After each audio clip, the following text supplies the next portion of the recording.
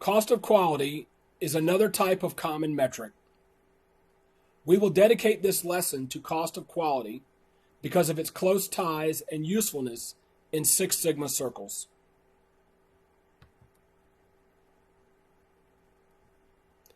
In the 1950s and 1960s, companies began to evaluate and report quality costs for a variety of reasons. First, because products became more complex. Customer expectations became more sophisticated. Customers demanded service after the sale and timely remedies.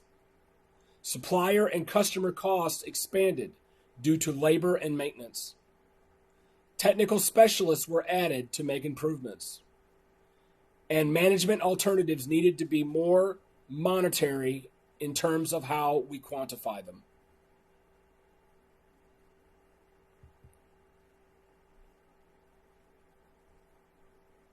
The benefits of cost of quality include understanding the cost of quality efforts, as well as localizing future opportunities for reducing costs through continuous improvements.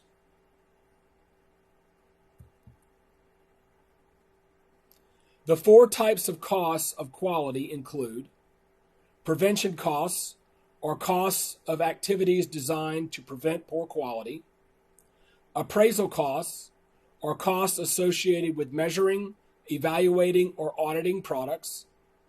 Internal failure costs are failure costs that occur before the product arrives to the customer, whereas external failure costs are failure costs that occur after the shipment has been sent to the customer.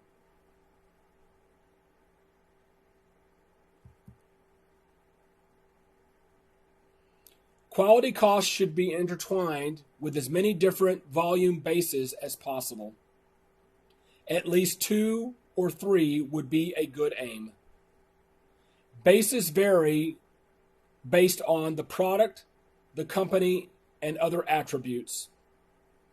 Some common bases include labor hours worked and labor hours planned, manufacturing costs, such as direct labor costs, direct material costs, and indirect costs, or manufacturing costs associated with output, such as production engineering costs, managing complaints, packaging, and shipping, sales bases, such as net sales billed and contributed value, which is net sales minus direct labor, unit bases, such as quality costs per unit of production or costs related to production.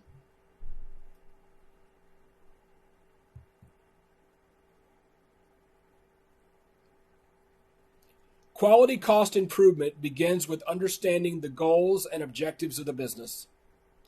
This includes the position among competitors and the desired perception in the market long term. Next, we look to translate these goals into quality requirements. These requirements manifest themselves through outgoing quality levels, specific controls, and sometimes special tests.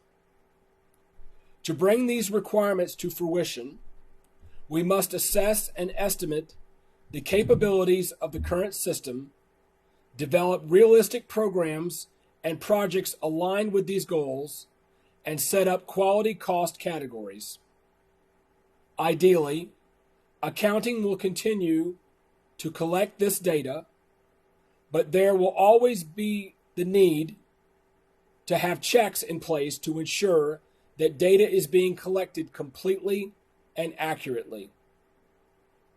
Once the data is available, it can be analyzed for improvement opportunities. There are a number of tools available to bring these opportunities into focus, such as the Pareto principle.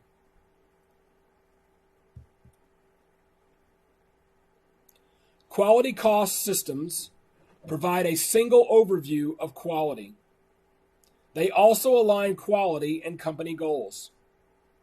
Problems can be easily prioritized and measured when changes are made.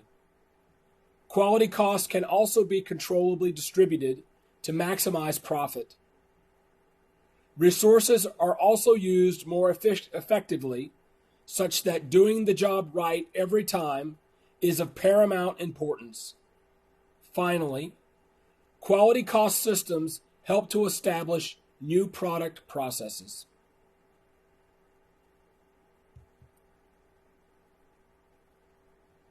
There are some limitations to keep in mind. Recognize that quality cost measurement does not solve quality problems. They also do not necessarily direct us to specific actions. Sometimes, quality costs can be misaligned short term. It can be difficult to align effort and accomplishment. Typically, important quality costs can be omitted, or inappropriate costs can be included.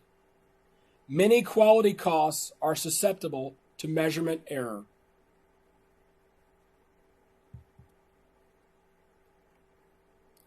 We should also be aware of some pitfalls. These include perfectionism in the numbers. So often, in the pursuit of precise numbers, we delay or miss opportunities for improvement. Data. Use data on the merits of improvement and not on the validity. There should also be consensus on the definition of waste in the organization. What will be included? What will be excluded? Management should also understand the implication of driving quality costs to zero. This may not be realistic or economically sound. Regardless of how you proceed, don't reduce quality costs at the expense of increasing total costs. This is commonly termed as false savings. Finally, make sure to avoid understating quality costs. Don't look only for costs in excess of some normal standard, and instead challenge whether the standard level can be improved.